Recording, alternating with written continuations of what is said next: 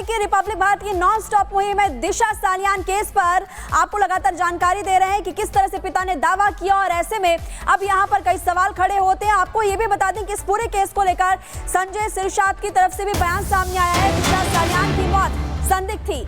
संजय सिरसाट ने कहा है कि जो दोषी उसको सजा जरूर मिलनी चाहिए। तो ये बड़ी खबर आपको बता रहे हैं, दिशा सालियान केस को लेकर अब संजय सिरसाट ने भी बयान दे दिया और वो कह रहे हैं कि जो भी दोषी है उस पर कड़ी से कड़ी कार्रवाई होगी, उसको बख्शा नहीं जाएगा।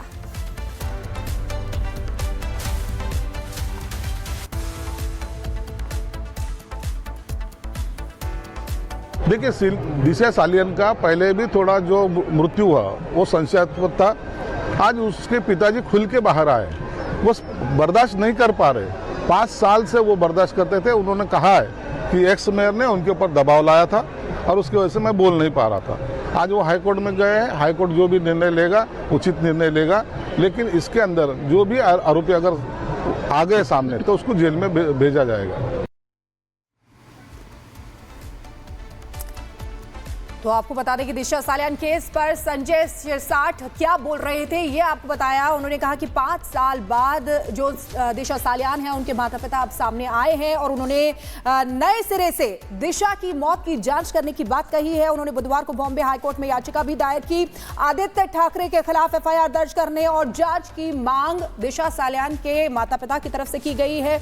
दिशा के पिता जो आरोप लगा रहे हैं कि दिशा की हत्या की गई थी, तो आपको याद होगा 2020 का वो मंजर जब दिशा सालियान 14वीं फ्लोर से गिर गई थी और उस समय ये कहा जा रहा था कि उनकी हत्या हुई है, लेकिन अब एक बार फिर से ये मामला सुर्खियों में आया है।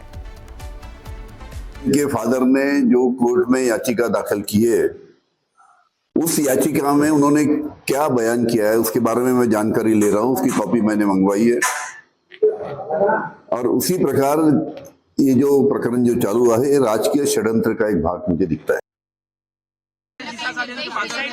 जो भी ऑनरेबल कोर्ट का जो भी आदेश होगा उसका पालन किया जाएगा। देखिए, मर्डर केस की बात जो है आप जो सब इस्तेमाल गलत कर रहे हो। मैंने जो पुलिस की जांच मैंने देखी है वो एक्सीडेंट था, वो एक्सीडेंट है। 5 साल के बाद उसके पिताजी ने ये एक पिटीशन दायर किया है। ये पिटीशन के पीछे क्या राजनीति है ये पूरे राज्य को मालूम है। उस मामले में जांच पूरी हो गई थी और जांच में बहुत से तथ्य जो सामने आए हैं वो भी ऑन रिकॉर्ड है। 5 साल के बाद अब एक राजनीति हो रही है, इसलिए राजनीति औरंगजेब का विषय महाराष्ट्र में ये लोग नहीं चलाया पाए और उनके ऊपर उलट गया औरंगजेब। एक युवा नेता जो अच्छा काम कर रहा है उसको बदनाम करने की एक कोशिश है, हमारे पार्टी को बदनाम करने की एक कोशिश। तो अलग अलग दलों की प्रतिक्रिया आपने सुनी। सवाल ये, विपक्ष बेशक इसे राजनीति से प्रेरित बता रहा हो, लेकिन सवाल सबसे बड़ा ये कि आखिर दिशा को इंसाफ कब मिलेगा। दिशा सालियान के पिता ने दिशा की मौत की नए सिरे से जांच की अब मांग उठाई है। उन्होंने बुधवार को बॉम्बे हाईकोर्ट में याचिका दायर की। याचिका में आदित्य ठाकरे के खिलाफ FIR दर्ज करने और जांच की मांग की है। दिशा के पिता ने आरोप लगाया है कि दिशा की हत्या की गई थी।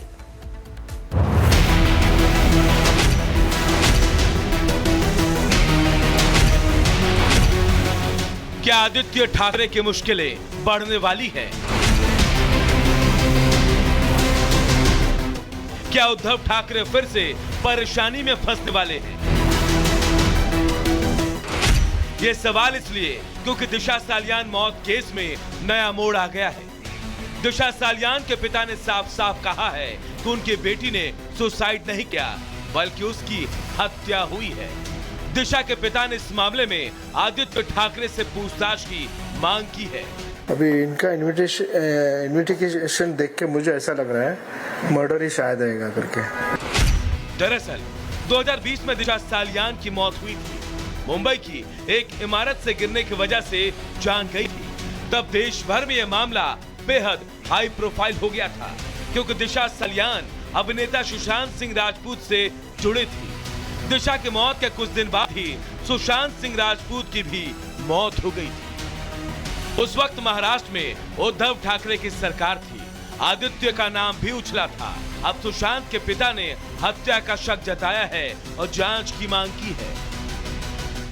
जांच तो होना ही चाहिए।